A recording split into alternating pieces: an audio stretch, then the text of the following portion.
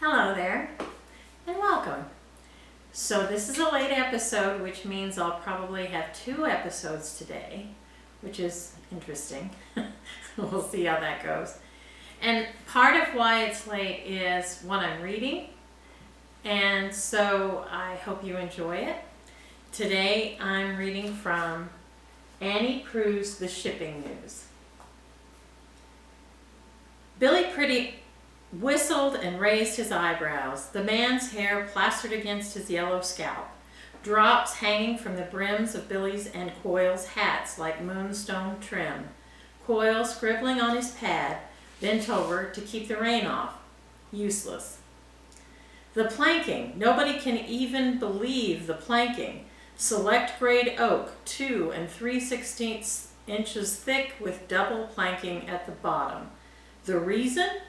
Because of her shallow home waters, full of sandbars, spits, shifting channels. Unbelievable.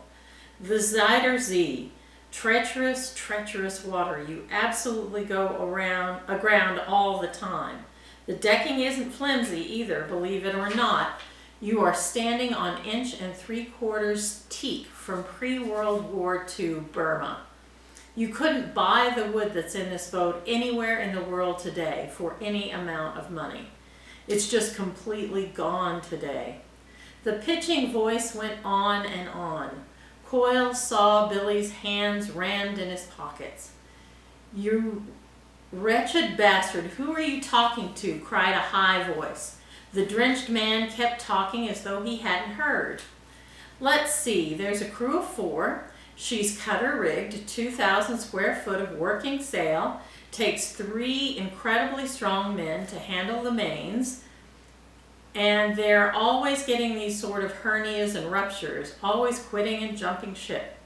It weighs 1,000 pounds, the sail I mean, and she's slow because she's heavy, but very, very sturdy." Without a pause, he shouted, "I'm talking to the local press about the boat." Nose wrinkled like a snarling dog. "Tell them what happened in Hurricane Bob." The words poured down with the rain. Coyle put his sodden notes away, stood with his wet hand over his wet chin. The white-haired man's chest hair showed through the wet silk of his shirt like gray knots. He seemed not to notice the rain. Coyle saw purple scars on his hands, a ruby the size of a cherry tomato on his ring finger, could smell the liquor. The absolutely marvelous carving. The carving is everywhere. These incredible master carvers worked on it for 9 years.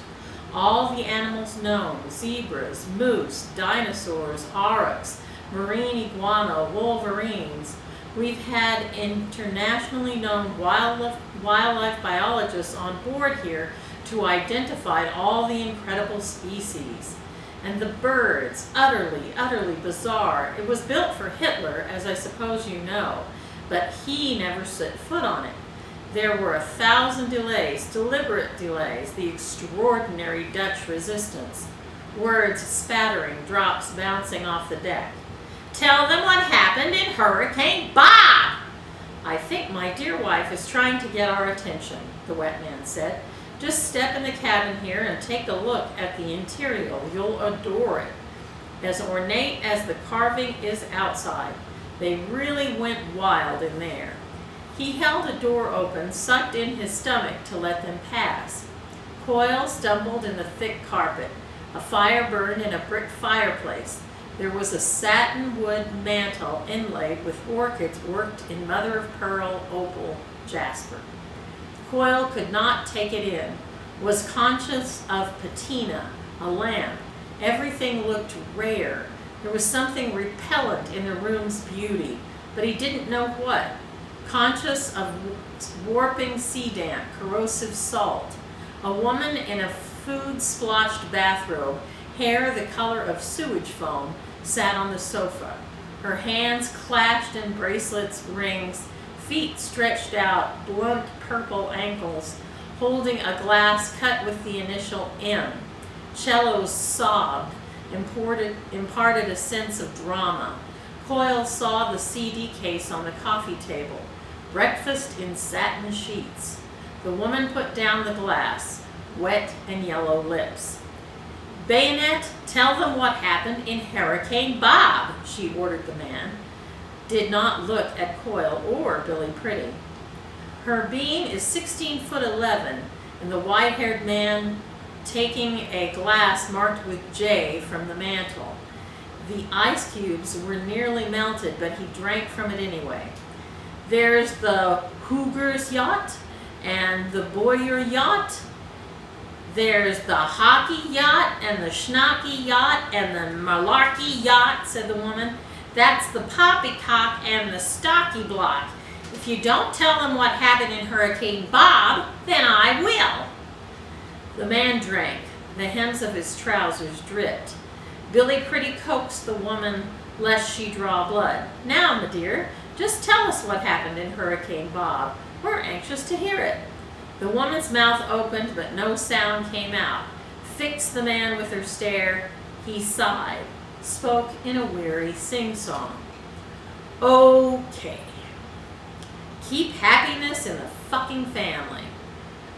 We were moored at White Crow Harbor, north of Bar Harbor. That's in Maine, you know, in the United States, way up the coast from Portland. Actually, there are two Portlands, but the other is on the west coast, Oregon, down below British Columbia. Well, Tough Baby sort of slipped her moorings at the height of this incredible storm. The sea absolutely went mad. You've seen how Tough Baby is built, utterly massive, utterly heavy, utterly built for punishment. Well, she smashed 17 boats to matchsticks. 17. The woman leaned her head back and cawed. Didn't stop there. You've seen she's flat-bottomed, built to go aground. After she absolutely made kindling out of White Crow's finest afloat, the waves kept shoving her on the beach like some incredible battering ram. In she'd come. Wham! Wham! Said the woman. The bathrobe gaped. Coyle saw bruises on the flesh above her knees. Out she'd float. She got among the beach houses. These were not butchers' and bakers' beach houses. No, these were some of the most beautiful houses on the coast, designed by internationally known architecture. That's right, urged him. A dog threw a flaming hoop. Pounded 12 beach houses, the docks and boathouses into rubble, absolute rubble. In she'd come. Wham! Wham! Out she'd go, pulverized them, brought them down. Wilkie Fritz Change was trying to sleep in the guest room of one of those houses. He'd been ambassador to some little Eastern Europe hotspot and was recuperating from a breakdown at Jack and Daphne Gersham's beach house, and he barely escaped with his life. He said later he thought they were firing cannon at him.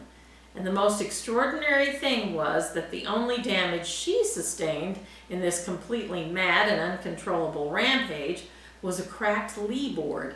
Not a dent, not a scratch on her. The woman, mouthful, shut her eyes, nodded her head, but was bored now, tired of these people. Coyle imagined the heavy vessel hurling itself onto its neighbors, pounding houses and docks. He cleared his throat. What brings you to Killiclaw? A holiday voyage? The white-haired man, eager to go on. Holiday? A pier?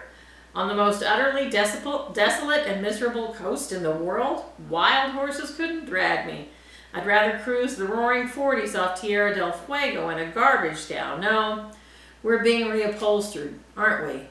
A deadly sarcasm whittled his voice to a point. Silver here, my darling wife, insists on the services of a particular yacht upholsterer, among thousands. Lived on Long Island, a mere 7 miles from our summer place. Now we have to chase up to this God-forsaken rock, all the way from the Bahamas to get the dining salon reupholstered. How can anyone live here? My God, we even had to bring the leather with us.